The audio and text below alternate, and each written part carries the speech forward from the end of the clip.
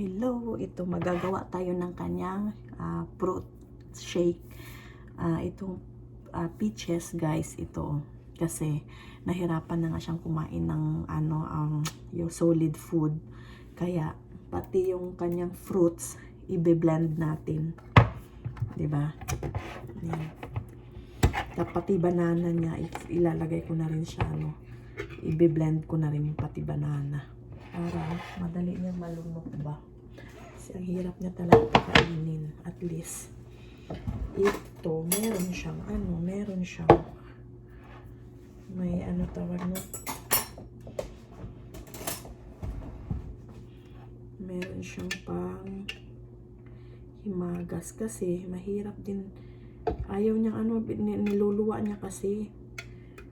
Ayaw niya ng ganitong, ewan ko ba. Ngayon, dati naman okay naman siya. Ngayon gagawa tayo ng ganito. Tapos lalagyan natin ng banana. Pati banana po, inaano na niya.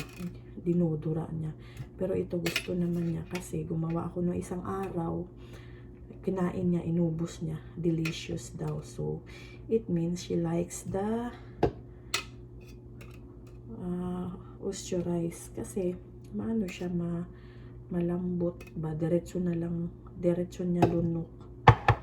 Ngayon, kukuha tayo ng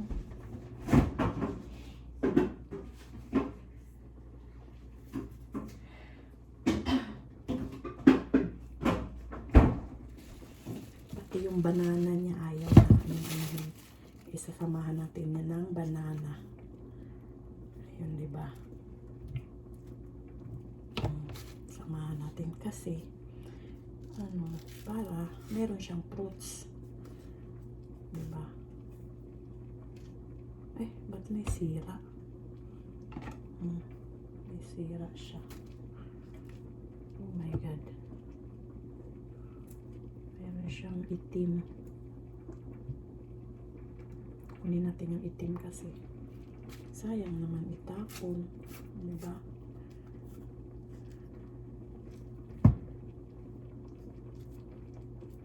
May itim. Tanggalin natin yung black. Ayan, ito. Pwede pa yan. Diba? Half lang. Tapos, salit lang yung aking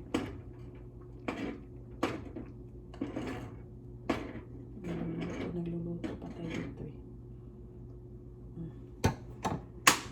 Ayun, ibe-blend na natin. Ayan guys. Mabilis lang naman siya. Basta, makakain lang yung ating alaga. Mahirap pag hindi natin siya alagaan, magkakasakit wala na. Kailangan gagawa ka ng paraan. Ayan.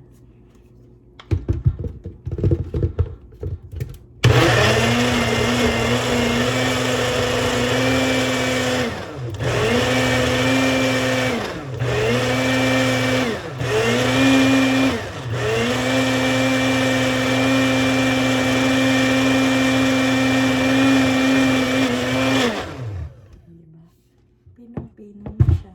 See? Ilalagay na natin sa kanyang lagayan.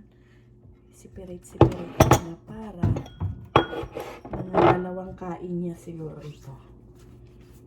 So, mas mabilis. Ayan guys. Madali niyang kainin. So, dalawang kain niya. Ilagay ko na sa rep para malamig. Masarap. Gusto niya yung cold. So, I'll put it in the fridge and then I will serve later. Lunch and then supper. Yung isa. Dalawang bigay ko sa kanya. Tapos,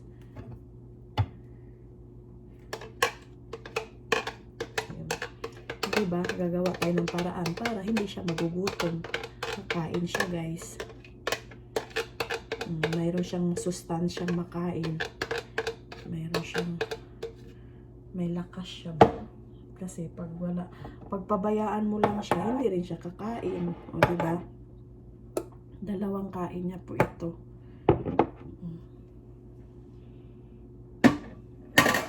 Mukhang masarap naman siya. Bye! Thank you for watching, guys!